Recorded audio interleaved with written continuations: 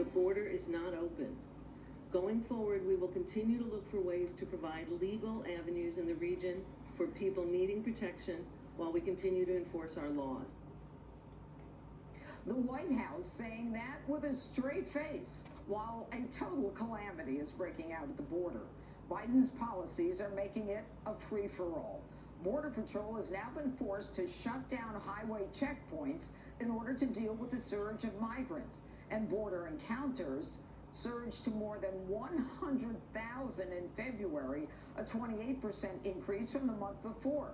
Republicans have had enough. Watch this. I'm just calling BS on that. They must have legalized marijuana in the White House and they're all smoking it because these people are clueless. It's a humanitarian crisis.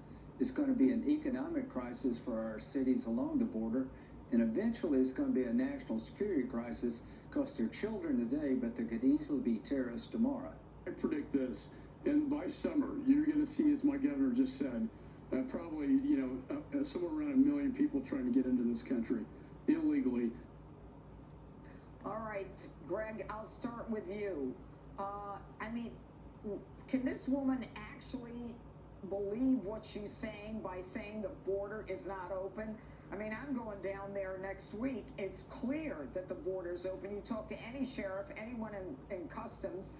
You know for sure that the border's open. They can't handle it. So why are they lying about that?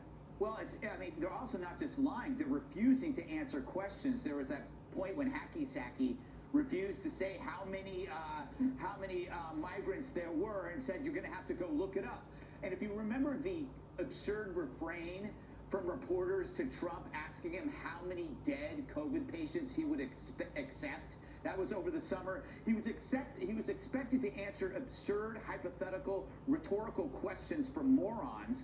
Yet Biden's team doesn't even have to answer a real question about a real number that exists. Again, the Democrats are against an enforced process simply because it's linked to evil orange Godzilla. This is about a hangover from their obsessive hatred over Trump.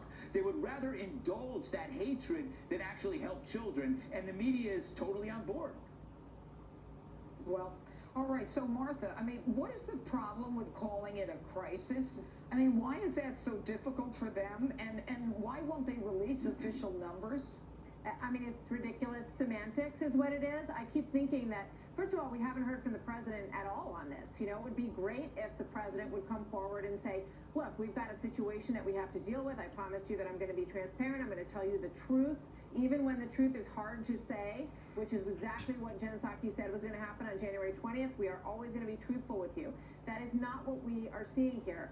And the fascinating thing to me, when I listened to Roberta Jacobson today at the White House, who's in charge of the border for the administration, the things that she said, we are in favor of an orderly, legal process at the border, right? And I'm thinking, yeah, okay, well that is what was there, and then now it's not there. So now you're saying you'd like it back. The other thing that she wanted to do a rewind on, when someone said, what's the best way to handle this? She said we need to get in touch with Honduras and Guatemala and El Salvador and work out arrangements with them. Yeah. And I was like, okay, another novel, really great idea, which takes us back to the future again, which is what we had before this started. So it's just a mess, a mess for them. And so, Juan, I'll go to you very quickly. We had this all arranged with those countries, Guatemala, El Salvador, Honduras, and they just had to take apart everything that was connected to Trump and stop it. And now they're starting from square one, and it's a mess.